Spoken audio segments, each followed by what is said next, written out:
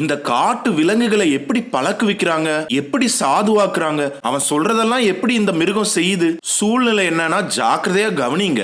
ஒரு யானையையோ இல்லனா ஒரு சிங்கத்தையோ பிடிக்கணும்னா அவற்றை பிடிப்பதற்கு அவர்களுக்கு ஒரு ட்ரிக் இருக்கு. அது எப்படின்னா, காட்டுல சிங்கத்தோட நடமாட்டம், புலியோட நடமாட்டம், சிறுத்தையோட நடமாட்டம் இருக்குன்னு தெரியறப்ப ஒரு பெரிய குழிய வெட்டுவாங்க. அந்த குழிய வெட்டினதுக்கு அப்புறம் மூங்கில் குச்சிகளால செய்யப்பட்ட ஒரு வலையை எடுத்துட்டு வந்து அந்த மூங்கில் வலைய அந்த குழிக்கு மேல அழகா வச்சிருவாங்க.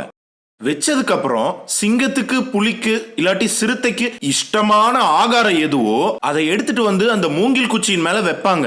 ரொம்ப மிருதுவா இருக்கும் அந்த மூங்கில் குச்சிகள். அதுக்கு மேல அந்த இறைய வச்சதுக்கு அப்புறம் இவங்க மரத்துல ஏறி உட்கார்ந்து ஒளிஞ்சுக்குவாங்க. இதுக்கு நடுவுல சிங்கம் அந்த வழியா போகும். அதுக்கு இஷ்டமான ஆகாரம் காணப்பட்டோன்னு கீழே ஒரு டிராப் இருக்குன்னு அதுக்கு தெரியாது. அங்க ஒரு பெரிய குழி இருக்குன்னு அதுக்கு தெரியாம தானாக போய் அந்த இறைய தின்னணும், தனக்கு இஷ்டமான ஆகாரத்தை தின்னணும்னு சொல்லி அது மேல விழுந்தா அந்த மூங்கில் குச்சி எல்லாம் உடைஞ்சு போய் அந்த சிங்கம் இல்லாட்டி அந்த மிருகம் அந்த குழியில போய் விழுந்துரும். இப்ப அதோட ஆசையும் தேவையும் இருக்கிற இறைய தின்னணுங்கிறது கிடையாது. ஏன்னா அதுக்கு புரிஞ்சு போச்சு, என்ன குழியில தள்ளுறக்காக தான் இந்த டிராப் வச்சிருக்காங்கன்னு சொல்லி. இப்ப யார் என்ன விடுதலை பண்ணுவான்னு பாத்துட்டு இருந்தா அப்ப இறங்கி வருவாங்க மரத்துல இருந்து கீழே வந்து ஹலோ அப்படின்னு சொன்னா அது நல்லா தாழ்மையா பம்பும். ஏன் தெரியுமா? நான் இவங்களுக்கு கீழ்ப்படிஞ்சேன்னா என்னை இவங்க குழிய விட்டு வெளியே கூட்டிட்டு வருவாங்க, மேல கூட்டிட்டு வருவாங்கன்னு சொல்லி. அங்க இருந்து ட்ரைனிங் ஸ்டார்ட் ஆகும். சிட்டுனா உடனே உட்காரும், ஸ்டாண்டுனா உடனே எந்திரிக்கும், ஒரு ரவுண்டு சுத்தி வானா சுத்தி வரும், இன்னும் என்ன சொன்னாலும் செய்யும். ஏன் தெரியுமா?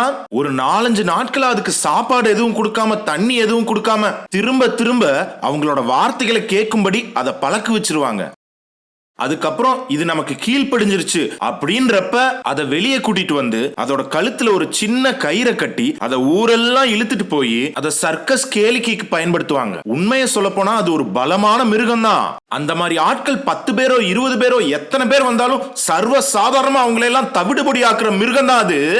ஆனா அதை ட்ராப் பண்ணி பலவீனப்படுத்தி மனோரீதியா அதை வீக்கன் பண்ணி அதை தங்களோட இஷ்டத்திற்கேற்ப ஆட்டுவிக்கிறாங்க. ஜாக்கிரதையா கவனிங்க பிரியமானவர்களே, எதிராளி செய்யற வேலையும் இதுதானே. உங்களுக்கு எது இஷ்டமோ, நீங்க எது மேல அதிகமா ஆசைப்படுறீங்களோ, எது உங்களுக்கு வேணுமோ அதை உங்களுக்கு ஆசை காட்டி எதிராளியாகிய சாத்தான் தன்னோட குழியில உங்களை போட்டு தன்னுடைய அடிமையாக உங்களை மாற்றி தன்னுடைய நோக்கங்களிற்காக சாத்தான் உங்களை பயன்படுத்தி வருகிறான். நீங்க 2 கைகள்ல தான் பயன்பட முடியும். ஒன்னு ஆண்டவரோட கையில பயன்பட முடியும், இல்லாட்டி சாத்தானோட கைகள்ல பயன்பட முடியும். சாத்தான் அநேகருக்கு விதவிதமான ஆசைகளை காண்பித்து அந்த ஆசைகளுக்கு பின்னால் மிகப்பெரிய குழியை வெட்டி உங்களை அதுல விழ பண்ணி தன்னோட இஷ்ட பிரகாரமா பயன்படுத்தி வர்றான். இன்னும் எவ்வளவு நாளைக்கு அந்த விழுந்த குழியிலேயே இருக்க போறீங்க?